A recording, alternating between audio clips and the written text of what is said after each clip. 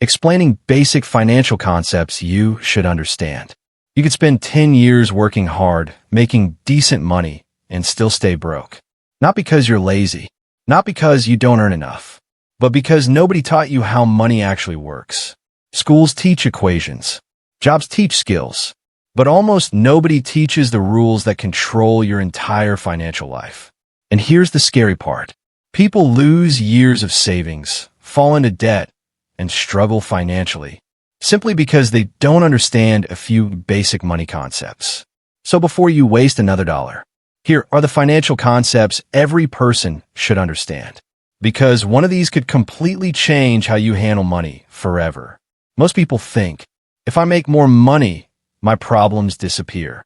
Sounds logical, but reality says otherwise. You've probably seen people earning great salaries, yet somehow they're still stressed about money. Why? Because income alone doesn't create wealth. What you keep matters more than what you make. There are generally two types of income. Active income. This is money earned through work. Your salary. Freelancing. Business profits.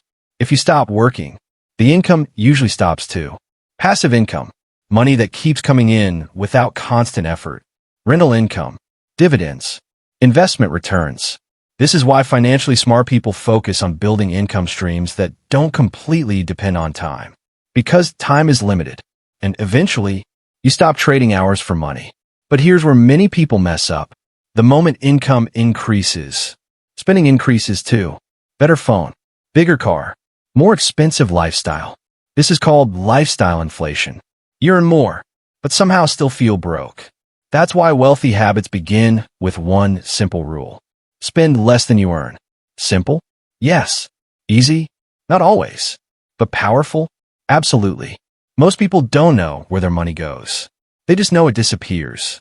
Salary comes in, bills happen, random spending happens, and suddenly, wait, where did all my money go? That's exactly why budgeting matters. And no, a budget is not punishment. It's not about removing fun. It's about giving your money direction. Think of a budget like GPS. Without direction, money gets lost. With direction, money works for you. A good budget answers one question. Where should every rupee go before I spend it? One simple method many people use is 50/30/20 rule. 50% needs.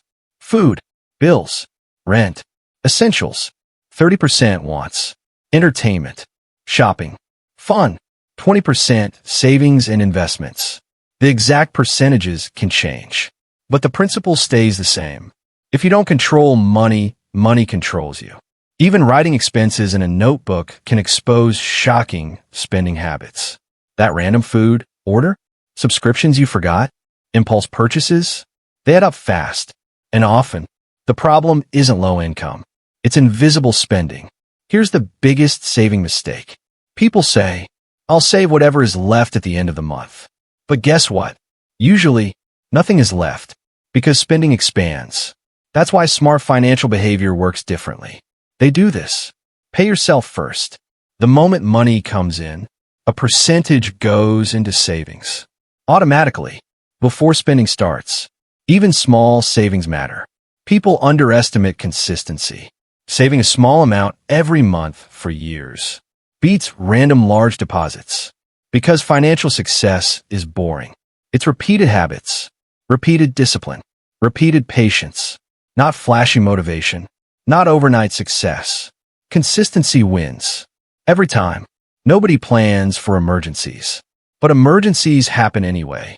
Job loss, medical bills, unexpected repairs, family emergencies, and suddenly, financial panic begins. This is exactly why an emergency fund exists. Think of it as your financial shock absorber. Without savings, one emergency can push someone into debt. Credit cards, loans, borrowing money, stress, and the cycle starts. Financial experts often recommend keeping around 3 to 6 months of essential expenses. But if that feels impossible, start smaller. Even small emergency savings are better than zero. Because when life becomes unpredictable, cash creates peace. Debt isn't always bad. That surprises people. Because some debt can actually help. Good debt, debt that may improve your future, education, a business investment, certain property purchases, things with long-term value, bad debt. This is where problems begin. Buying expensive things you can't truly afford, using loans for short-term happiness, overspending on wants, and the worst part? Interest, because debt grows quietly. You buy something today, but pay far more tomorrow. That's why before borrowing money, ask yourself, will this improve my future or just impress people temporarily? That question alone can save thousands. Interest is one of the most important concepts in finance because it works in two completely different ways. If you borrow money, interest works against you. You pay extra, sometimes a lot extra. But if you save or invest, interest works for you. Money starts growing. This becomes even more powerful through compound interest. This is where things get interesting. You earn money, then earn money on the money you already earned. And over time, growth speeds up. Small amounts become bigger. This is why starting early matters. Someone investing a small amount for years can outperform someone investing huge amounts much later. Time matters more than people think. The earlier you begin, the more powerful compounding becomes. Have you noticed this? Things that once felt cheap now feel expensive. Food, fuel, rent, everything costs more. That's inflation. In simple words, money loses purchasing power over time, meaning the same amount buys less later. This is why simply saving money isn't always enough. Because if inflation rises faster than your money grows, you're quietly losing value. That's scary, but important to understand. Money sitting still for too long slowly becomes weaker, which is why financial growth matters. Imagine borrowing money, but the lender doesn't know if they can trust you. How do they decide? Through your financial history. This is where credit scores matter. Think of it like a trust score for money. Good habits improve it, like paying bills on time, managing debt, responsibly avoiding missed payments. Bad habits damage it. And poor credit can make borrowing more expensive, more difficult, or impossible. Most people ignore this until they suddenly need financing. That's when they realize financial reputation matters a lot. Saving protects money, but investing grows money. And no, investing is not only for rich people. That's one of the biggest myths online. Investing simply means putting money into something expected to grow over time. This can include stocks, mutual funds, businesses, property. But here's what beginners misunderstand. Investing always involves risk. No investment guarantees profit, which is why education matters. Blind investing is gambling.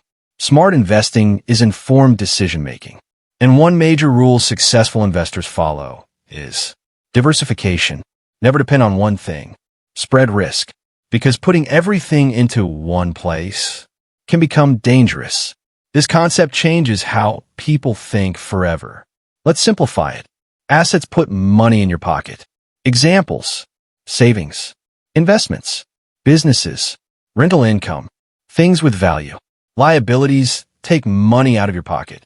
Debt, loans, expensive obligations, things constantly costing money.